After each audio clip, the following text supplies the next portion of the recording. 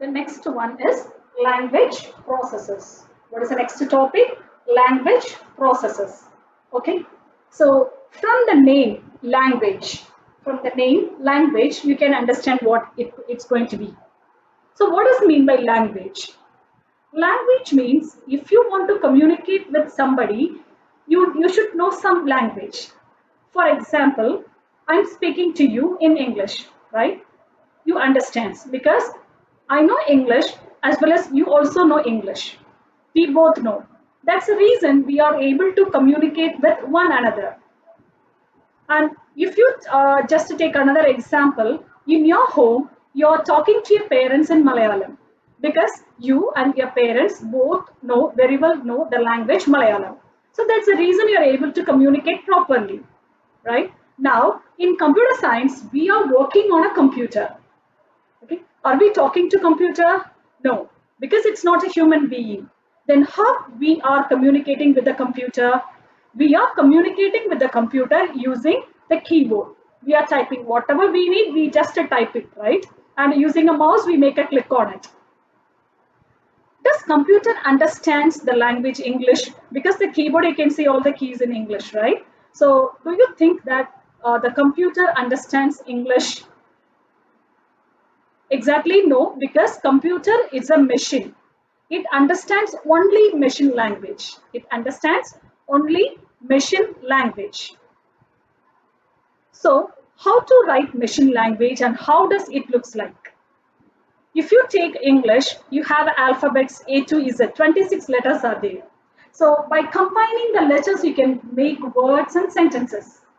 But similarly, what does this machine language consist of? Is there any alphabets in a machine language? Do you have this question? Okay. So this machine language in the sense, which is a string of zeros and ones, which is a strings of zeros and ones. Okay, strings of zeros and ones.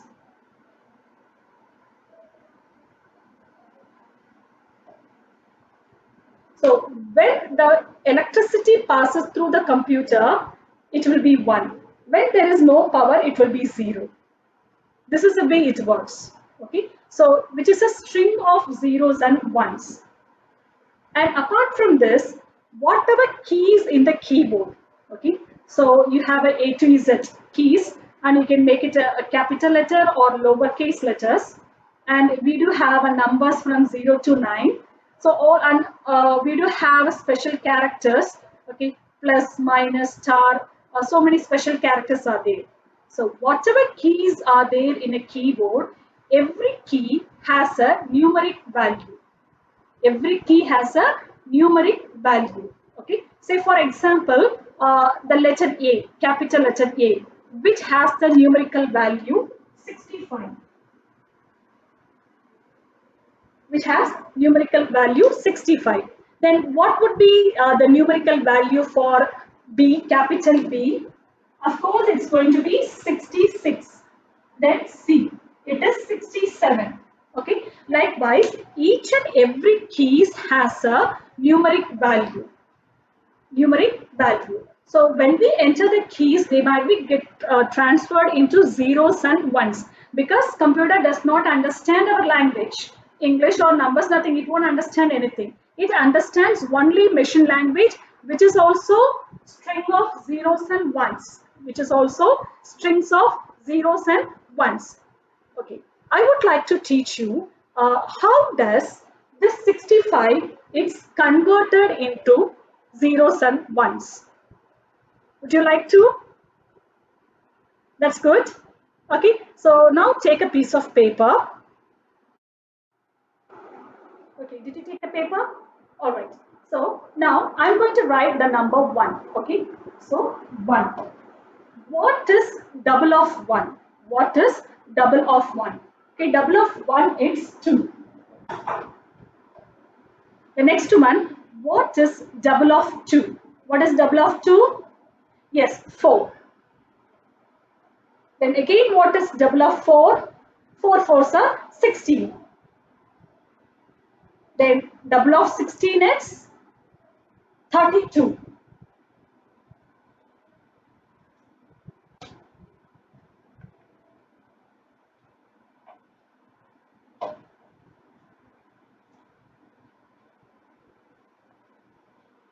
Okay, did you take the paper?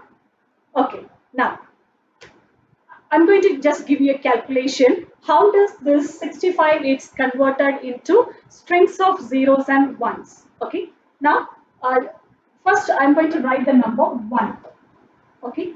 What is double of 1? It's 2. Double of 2 is 4.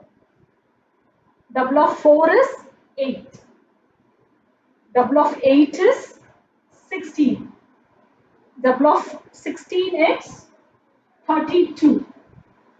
Double of 32 is 64. Double of 64 is 128. I'll be stopping here. So, how many times I have written? 1, 2, 3, 4, 5, 6, 7, 8. So, starting from 1, I just double the number and up to 8 times I have written here. Now, what is the value of capital A? It's 65, right? So, by adding which numbers you will get 65. So, if I add a 64, okay, this 64 and 1, 64 plus 1 will give me 65, right? So, whatever number you are adding, just put 1 on that. 1, 1. The remainings are zeros. Remainings are zeros. So, how does the A is represented in a machine language? A is equal to 0, 1, 0, 0, 0, 0, 0, 1. That is the value of A in machine language. Is it clear? Okay, shall we do it for B? So, this is for A. Then B. What is the numeric value of B? It is 66. Now we have to see by adding which numbers we will get 66. Okay. So what are the two numbers will give 66? 64 and 2. So just below 64, 1 and 2. Because I am adding these two numbers. That's the reason I put 1. Okay. So the remaining places are empty, 0. So, what is the machine code for letter B? It is 0, 1, 0, 0, 0, 0, 1, 0. Okay, then C, it is 67, right? So, by adding which numbers we will get 67, 64, 65, 67, sorry, 66, 67. Okay, so this one, this one, this one. So, these three, if you add, you will get 67. The remainings are 0. This is the way the machine languages are written. This is the way the machine languages are written. So, if it's a machine language, which is a sequence of zeros and ones. Now, did you understand how does the zeros and ones are formed for each and every keys in the keyboard? Okay, so, and we call this value as a ASCII code. We call it as ASCII code. I'll write it here.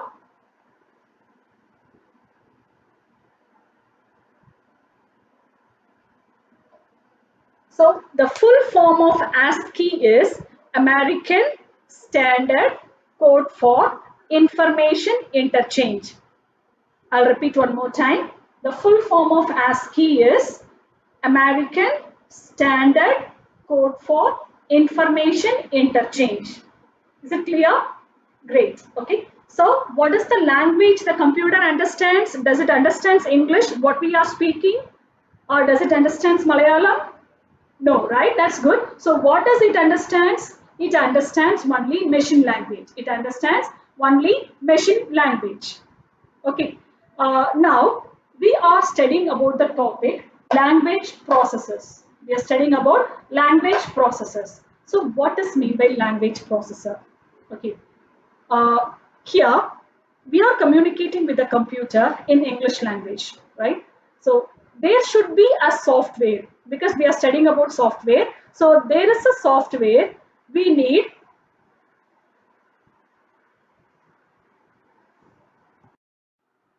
So we need a software to convert all our human instructions into a machine understandable form. Okay. So that is the task of this language processors. Understood? So what is meant by language processor? We need a software to convert all our human instructions into machine understandable form. Okay, that is the task of this language processors. Clear? Okay. Now, there are three types of languages available in computer. There are three types of languages. Okay.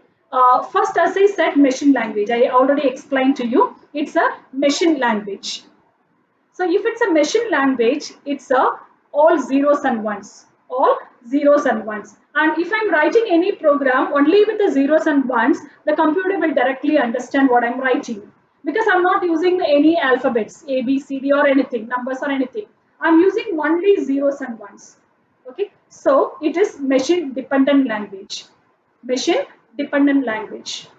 Clear? So there are three types of languages. There are three types of languages. The first one, it's a machine language. That is what I explained now. Clear for everyone? So let me write it in the board.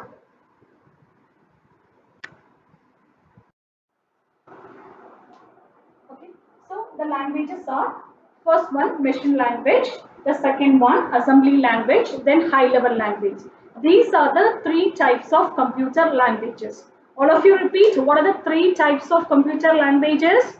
Yes, machine language, assembly language, high level language. These are the three basic types of languages in computer. So machine language I already explained to you, which is a string of zeros and ones. Okay, it was used in earlier days when they started programming for the computer. The people were using only zeros and ones, and it is a very difficult task to do programming with only zeros and ones. Okay, so you can imagine for each and every letter I converted the string right into ASCII code. It's not that much easy to write program with zeros and ones. But if we write it directly with the zeros and ones, the computer will directly understand what we are writing because it's a machine language. Computer understands only machine language. Clear? Okay. So yeah, under machine language, what I'm going to do is write is it consists of zeros and ones. It consists of string of zeros and ones. Okay. It's strings of zeros and ones. And the main thing is machine dependent. It is machine dependent. Okay. Directly the machine will understand it.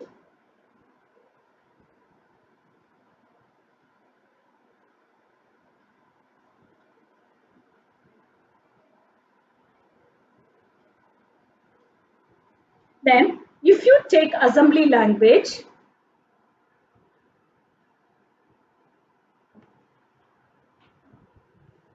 if you take assembly language,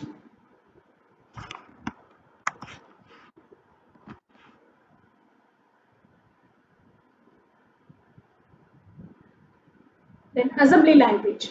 So what does it consist of? It consists simple English. It consists simple English. That means it has a mnemonic codes, which has mnemonic codes, which uses mnemonics. Okay. So what does this assembly language contains? Which contains mnemonics. Just look at the spelling. Mnemonics, M silent. Okay. M-N-E, mnemonics. Mnemonics are nothing but short form of the strings, short form of the string zeros and ones. Okay, and again, then it is a short form of zeros and ones. So somewhat the computer it's able to understand this assembly language. Okay, so this is also machine dependent language. This is also machine dependent language.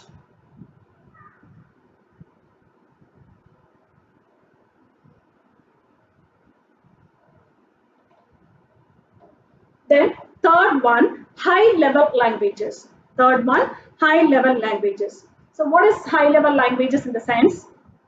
What we are speaking, English. Okay, we are speaking in a high level English. So the same thing. Using high level language, the programs will be written.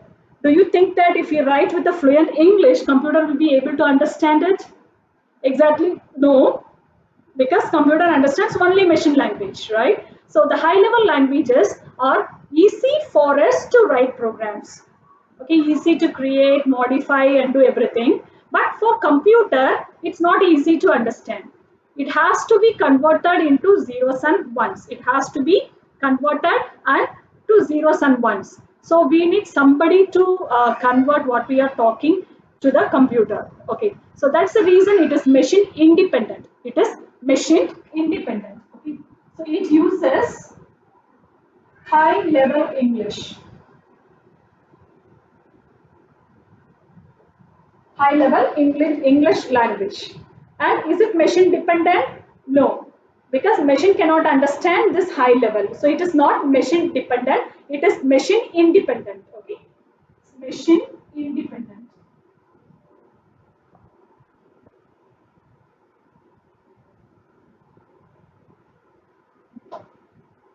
These are the basic types of computer languages. Please write it down in your computer notebook.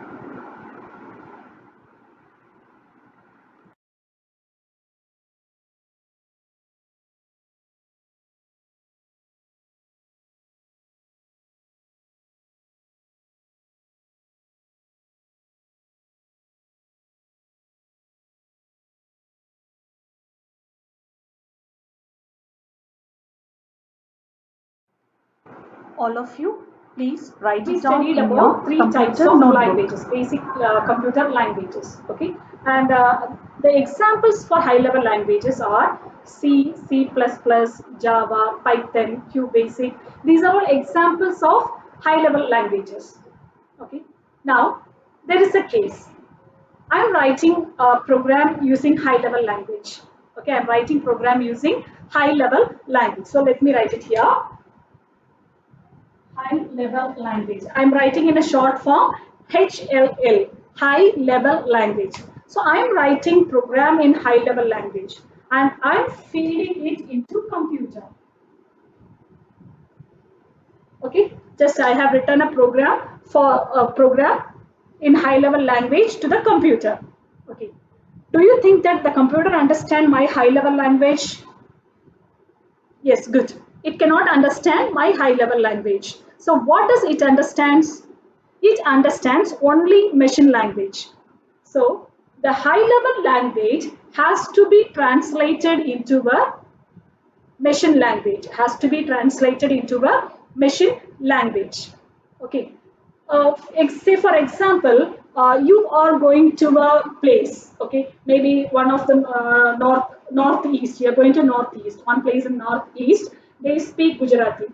So, do you understand Gujarati?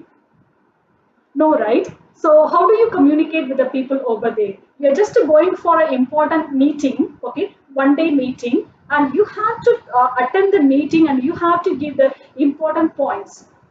You know only Malayalam and the people, those who are there, know only Gujarati. So how do you and the other person will communicate with one another? Any idea? Just think. So you are here, you know only Malayalam, then another person here, he knows only Gujarati. So you both want to communicate and share some information to one another. So what he will do? He won't understand Malayalam, you won't understand Gujarati language. So in this case, you need an intermediator. You need an intermediator who will translate your language into Gujarati and his Gujarati languages into Malayalam. Then only you can just make a meeting and share your information. So when you don't know the language of one particular place, you need somebody to translate what you are talking or what others are talking, right, in other language. So we need a translator. Similarly, to convert the high level language into machine language, okay, to convert, okay, I'm not using the word translate, I'm using the word converting, okay, to convert, otherwise you can use translate also, no issues, okay. So to convert or to translate high level language into machine language, we need a software. We need a software because we are studying all about software, right? So what is that software? There are three types of softwares. Okay, we need a translator. Okay, because computer understand only machine language. So high level language, I'm writing program, I'm feeding into computer. Computer knows only machine language. So we need a translator to convert my high level language into zeros and ones. So there are three softwares to convert the high level language into machine language. Okay, so what are the three translators? One is assembler, two is interpreter, three is compiler. So these are the language translators. These are the three language translators, namely assembler, repeat, assembler, interpreter, compiler. Again, one more time, assembler, interpreter, compiler. Okay, so let's see what is mean by assembler, interpreter and compiler. Okay, so assembler in the sense, so do you have any idea about assembler? Do you know any other word related to this assembler we studied now? Yes, we studied assembly language, right? Three types of language. One of them is assembly language.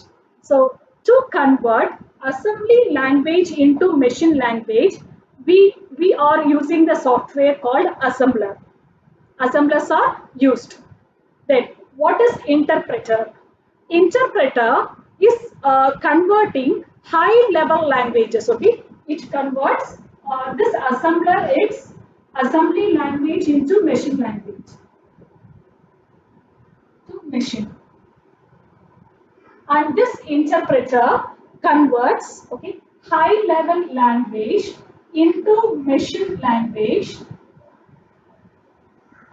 line by line. Okay, so I have written a program of 500 lines. So it will compile the first line, it will translate the first line, then it will translate the second line. Likewise, it go line by line. Okay, so it translates line by line.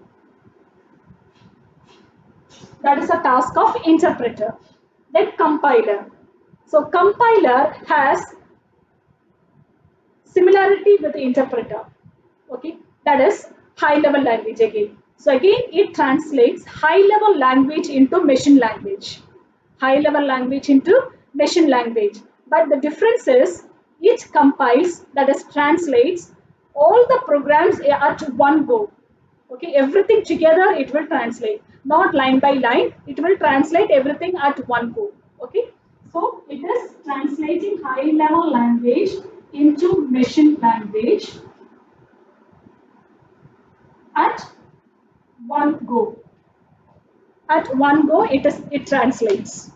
Clear for everyone? Okay, so if you are writing program in a high level language into we have to convert into a machine language. So for converting the languages, okay, converting the high level languages or any other languages, we need a translator software. So what are the three types of translator softwares? Assembler, interpreter and compiler. And the task of each and everyone you should know. Assembler means converting assembly language into machine language. That is a task of this assembler. Then what is the task of interpreter? Which translates high level language into machine language line by line. Line by line. Then compiler. What is the task of compiler? Compiler translates high level language into machine language at one go. At one go. Is it clear for everyone? Okay. Now there are two words you should know. What does that means? The program what we are writing. Okay. The program what we are writing, it's called source code. Okay. We are writing here, right? This is called source.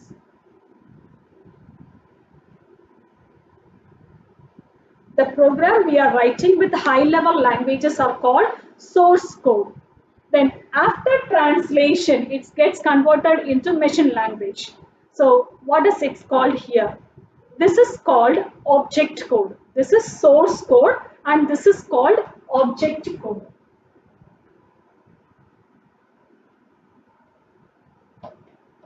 Source code and object code. So clear for everyone? Okay, this is all about language processes. So let me repeat language processes one more time.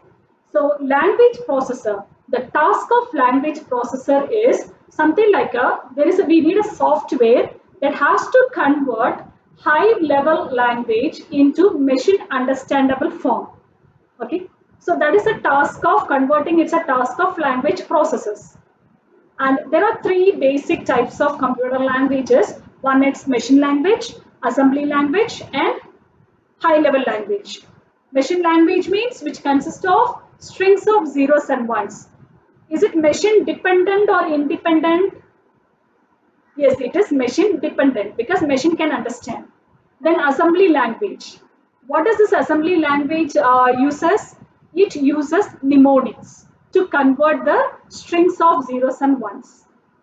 Then this is also assembly language, also machine dependent.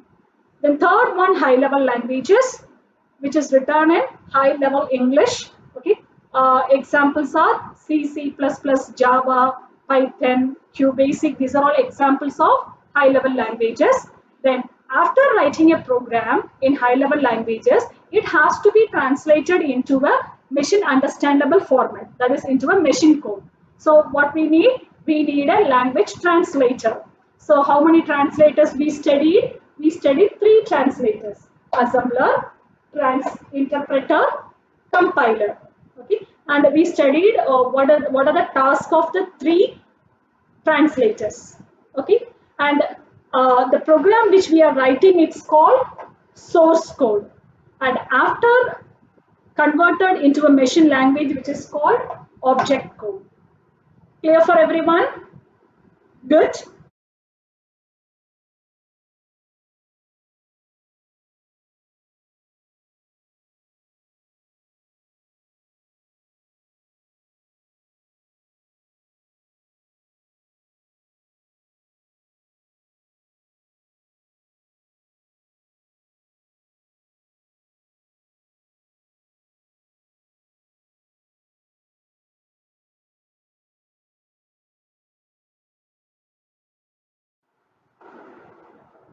Okay, students, today I'm winding up my session from here.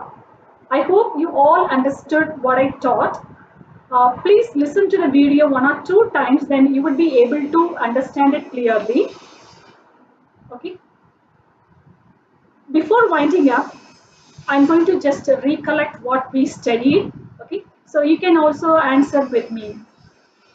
All right.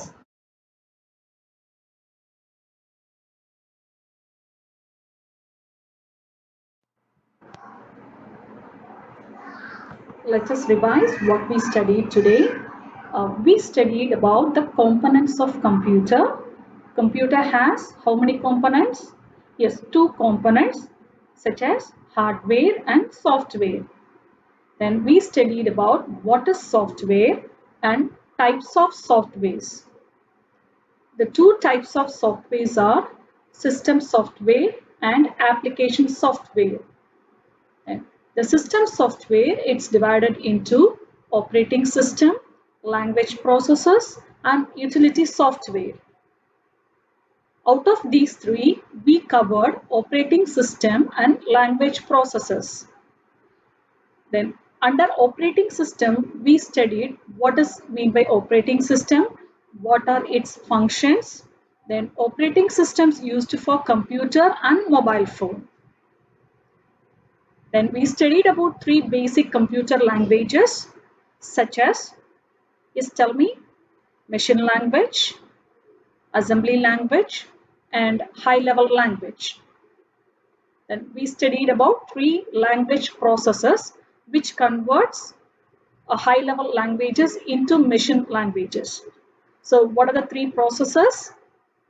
Assembler, interpreter, and compiler. So these are the things we covered today. I request all of you to study well. Read the chapter again and again till I taught you. And I'll get back to you in the next class with the questions. Okay. Now, in the next slide, I have given questions. So try to answer all the questions and write it in your notebook. Tomorrow, I will be posting the answers. Then you can correct it by yourself and keep it safe. Got it? Thank you, students. Have a great day.